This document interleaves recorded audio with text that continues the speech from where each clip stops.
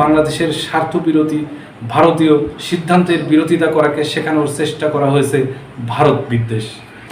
স্বাধীনতা পরবর্তীতে ভারত বাংলাদেশের সাথে সর্বদাই করেছে নিষ্ঠুর প্রতিবেশীর আচরণ, আভ্যন্তরীণ বিষয়ে করেছে অযাচিত হস্তক্ষেপ, সীমান্তে বেসামরিক হত্যা থেকে শুরু করে পাহাড়ি অঞ্চলে বিচ্ছিন্নতাবাদীদের মদত প্রদান, অসম জল বন্টন ও নদী ব্যবস্থাপনা, বিদ্যুৎ ও জ্বালানি খাতে অপরিসীম অনিয়ম, সাংস্কৃতিক আগ্রাসন, একচেটিয়া বাজার দখল, উগ্রবাদী হিন্দু জনগোষ্ঠীকে উস্কে দেয়া, সামরিক সক্ষমতা বাড়ানোর নামে প্রতিরক্ষা চুক্তির মাধ্যমে আসলে সার্বভৌমত্বকে ঝুঁকিপূর্ণ করে রাখা, অবকাঠামো উন্নয়নে সহায়তা না করে ট্রানজিটের নামে অন্যায্য সুবিধা গ্রহণ, ইচ্ছাকৃত বাণিজ্য ঘাটতি, পণ্য পরিবহনের শুল্ক ও মাশুল নির্ধারণে বৈষম্য, সামাজিক সাংস্কৃতিক অর্থনৈতিক আর অসৌহার্দ্যপূর্ণ এবং অশান্তিপূর্ণ আভ্যন্তরীণ রাজনৈতিক অস্থিরতা, এমনকি পছন্দের রাজনৈতিক দলকে সরকার গঠনে বেআইনি সহায়তা প্রদান করেছে সরাসরি ভারত। এছাড়া ভারত সর্বদাই চেষ্টা করেছে বাংলাদেশে ভারতের প্রতি নতজানু সরকারকে বসিয়ে ভারতের একতরফা স্বার্থ সংশ্লিষ্ট গোপন চুক্তি করিয়ে নেয়া।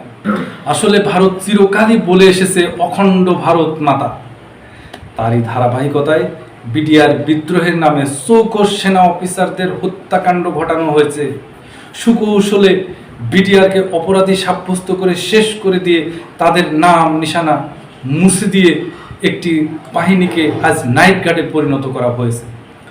1996 সালে রয়ের প্রধান ডি রাবণ বলেছিলেন, বিডিআর একটি ভয়ঙ্কর বাহিনী আর বাংলাদেশ সেনাবাহিনী ভয়ানক ক্ষতিকারক একটি ফোর্স। এগুলোকে রেখে উত্তর পূর্ব অঞ্চলের রাজ্যগুলোতে ভারত শান্তিপূর্ণভাবে তাদের শাসন কার্যক্রম পরিচালনা করতে পারবে না। বাংলাদেশের প্রতি ভারতের নির্লজ্জ আচরণ ও আগ্রাসনে অতিষ্ঠ মুক্তিকামী বাংলার আপামর জনগণ ফুঁসে উঠে ছাত্র জনতার গণ অভ্যুত্থানে যোগদান করার মাধ্যমে ভারতপন্থী অবৈধ আওয়ামী সরকারকে বিপর্যয় ঘটিয়ে মুজিবকন্যা হাসিনার পলায়নের মাধ্যমে আরেকবার যেন স্বাধীনতার অমৃত স্বাদ গ্রহণ করেছে বাংলাদেশের মুক্তিকামী জনগণ।